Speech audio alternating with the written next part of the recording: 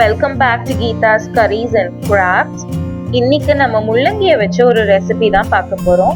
முள்ளங்கி கோலா உருண்டை. முள்ளங்கி பிடிக்காத பெரியவங்களுக்கும் சரி, முள்ளங்கி சாப்பிடாத சின்ன பிள்ளைங்களுக்கும் சரி, கண்டிப்பா இந்த ரெசிபி பிடிக்கும். பெரும்பாலான வீடுகள்ல முள்ளங்கியை வச்சு சாம்பார் செஞ்சுதான் பார்த்திருக்கோம். ஸோ இந்த மாதிரி முள்ளங்கி கோலா உருண்டை செஞ்சு பார்த்துட்டு எப்படி இருக்குன்னு சொல்லுங்க.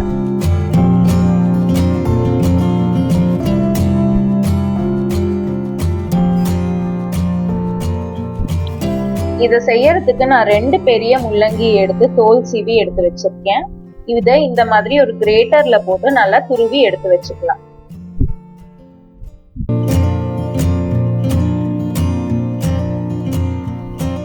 துருவின முள்ளங்கியில 1 ஸ்பூன் அளவுக்கு உப்பு சேர்த்து கலக்கி தனியா எடுத்து வச்சுக்கலாம்.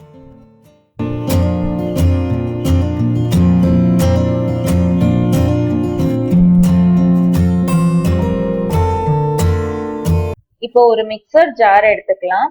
அதுல நான் 2 பச்சை மிளகா, 4 காஞ்ச மிளகா சேர்த்திருக்கேன். உங்க காரத்துக்கு ஏற்ற மாதிரி கூட குறைய சேர்த்துக்கோங்க. இதோட ஒரு 10 சின்ன வெங்காயம் தோல் உரிச்சு எடுத்திருக்கேன். சின்ன வெங்காயம் இல்லைன்னா ஒரு பாதி பெரிய வெங்காயம் சேர்த்துக்கோங்க. ஒரு துண்டு இஞ்சி, 4 பல்லு பூண்டு, ஒரு சின்ன துண்டு பட்டை, 1 ஏலக்காய், 1 கிராம்பு சேர்த்திருக்கேன். உங்களுக்கு இந்த கரம் மசாலா ஃபிளேவர் பிடிக்கும்னா ஒரு பெரிய துண்டு பட்டையும் 2 கிராம்பு 2 ஏலக்காய் சேர்த்துக்கோங்க.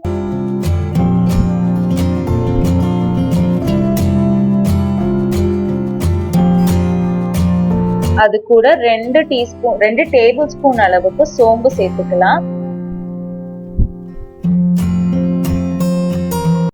சோம்பு சேர்த்ததுக்கு அப்புறமா ஒரு சின்ன டீஸ்பூன் அளவுக்கு ஜீரகம் சேர்த்துக்கோங்க.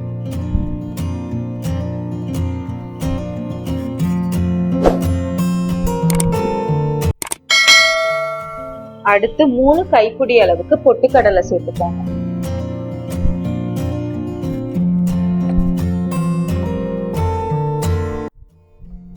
இது கூட 2 சில்லு தேங்காய் நல்லா கட் பண்ணி சேர்த்துக்கோங்க.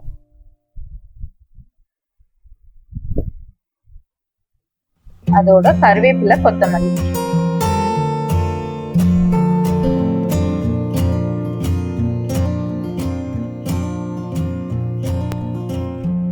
இது எல்லாத்தையும் சேர்த்ததுக்கு அப்புறமா இப்ப இத தண்ணியே ஊத்தாம கொரகொரப்பா அரைச்சி எடுத்து வச்சுக்கோங்க. நான் சுத்தமா தண்ணியே ஊத்தல, 1க்கு 2 அரைச்சி எடுத்து வச்சிருக்கேன். இந்த மாதிரி இருக்கும், கொரகொரப்பா இருக்கும் உங்களோட மிக்சர்.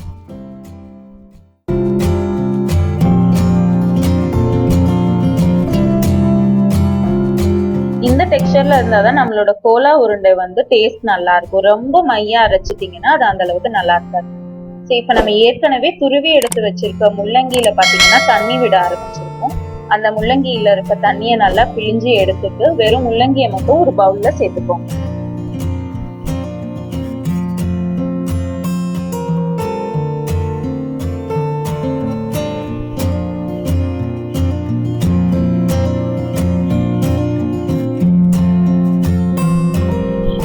சுத்தமா தண்ணியே இல்லாத மாதிரி நல்லா பிழிஞ்சு எடுத்துக்கோங்க.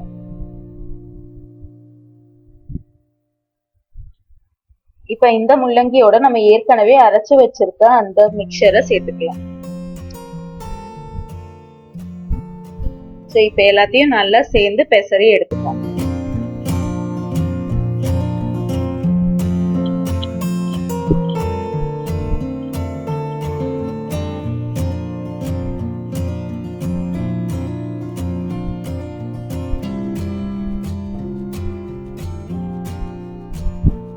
கொஞ்சம் மிக்ஸ் பண்ணதுக்கு அப்புறமா இதுல 1 டேபிள் ஸ்பூன் அளவுக்கு கார்ன்ஃப்ளவர் மாவு, 2 டேபிள் ஸ்பூன் மைதா மாவு. கார்ன்ஃப்ளவர் மாவும் மைதா மாவும் எதுக்காக சேர்க்கிறோம்னா நல்லா பைண்ட் ஆகி வரணும்ன்றதுக்காக. அதாவது எண்ணெயில போடும்போது அது அந்த உருண்டை உடைஞ்சு போகாமலோ இல்ல கரைஞ்சு போகாமலோ இருக்கணும்ன்றதுக்காக கார்ன்ஃப்ளவர் மாவும் மைதாவும் சேர்த்துக்கிறோம். உங்ககிட்ட கார்ன்ஃப்ளவர் மாவும் மைதா மாவும் இல்லைன்னா நம்ம அரைக்கிற பொருட்களோட சேர்த்து 1 கைப்பிடி அளவுக்கு பொட்டுக்கடலை எக்ஸ்ட்ரா போட்டு அரைச்சிக்கலாம். அதாவது 3 கைப்பிடியா இல்லாம 4 கைப்பிடியா பொட்டுக்கடலையை சேர்த்து அரைச்சிக்கலாம். இப்ப இதுல நமக்கு தேவையான அளவுக்கு உப்பு, 1 டீஸ்பூன் அளவுக்கு மஞ்சத்தூள் சேர்த்து பிசைஞ்சுப்போம்.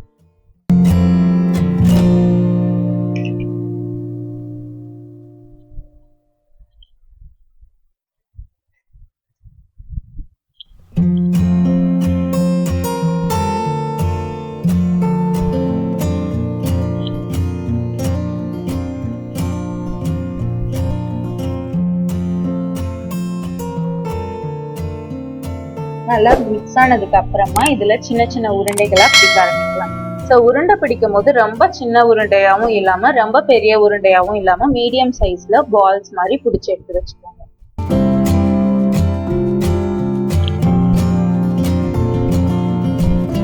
இந்த மாதிரி வெடிப்பு இல்லாம கொஞ்சம் அழுத்தம் கொடுத்து உருண்டைகளை பிடிச்சு எடுத்து வச்சுக்கோங்க.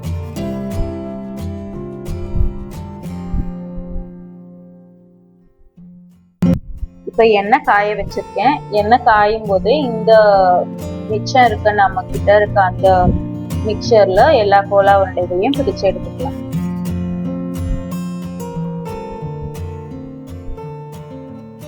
எண்ணெய் நல்லா காஞ்சிருச்சு. இப்போ ஃப்ளேமை வந்து மீடியம் ஃப்ளேம்ல வச்சுட்டு எல்லா உருண்டையும் அதுல ஒன்னொன்னா சேர்த்துக்கோங்க. ரொம்ப ஹை ஃப்ளேம்ல வைக்காதீங்க. ஹை ஃப்ளேம்ல வச்சா உருண்டை வந்து உடஞ்சு போகவும் சான்சஸ் இருக்கு. அதனால மீடியம் ஃப்ளேம்ல வச்சுட்டு ஒரு உருண்டையா சேர்த்துக்கோங்க. இன்னொன்னு மீடியம் ஃப்ளேம்ல இருந்தாதான் உருண்டையில உள்ள வந்து நல்லா வேகும்.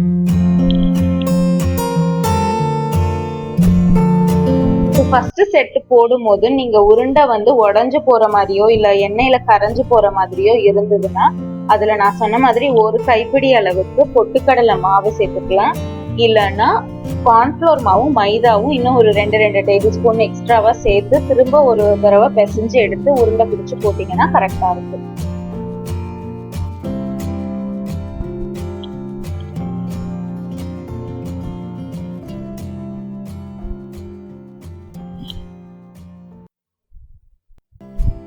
உருண்டைய வந்து ஃப்ரை பண்றதுக்கு முன்னாடியே உப்பு காரம் எல்லாம் கரெக்டா இருக்கான்னு பாத்துக்கோங்க.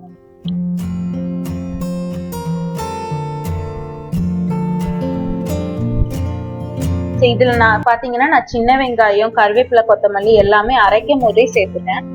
ஏன்னா வாயில கடிப்பட்டுச்சுன்னா அதெல்லாம் நம்ம தனியா எடுத்து ஒதுக்கி வச்சிருவோம். ஸோ அதுல இருக்க எல்லா சத்துமே கிடைக்கணும்ன்றதுனால எல்லாத்தையும் ஒன்னா சேர்த்து அரைச்சி எடுத்துக்கோங்க.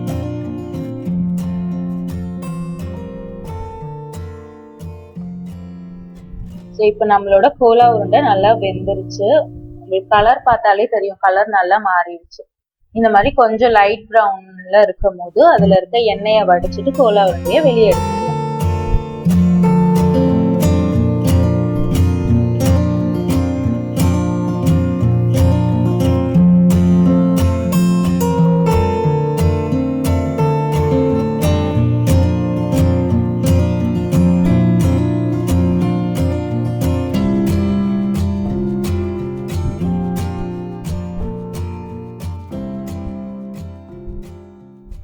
ஸோ நம்மளோட முள்ளங்கி கோலா உருண்டை ரெடி ஆயிடுச்சு.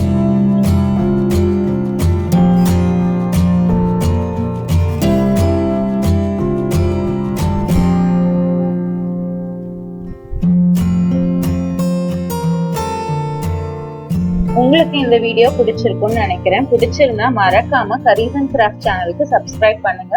அதே மாதிரி இந்த வீடியோவை லைக் பண்ணுங்க. உங்களோட கமெண்ட்ஸை கமெண்ட் பாக்ஸ்ல ஷேர் பண்ணுங்க. தேங்க்ஸ் ஃபார் வாட்சிங்.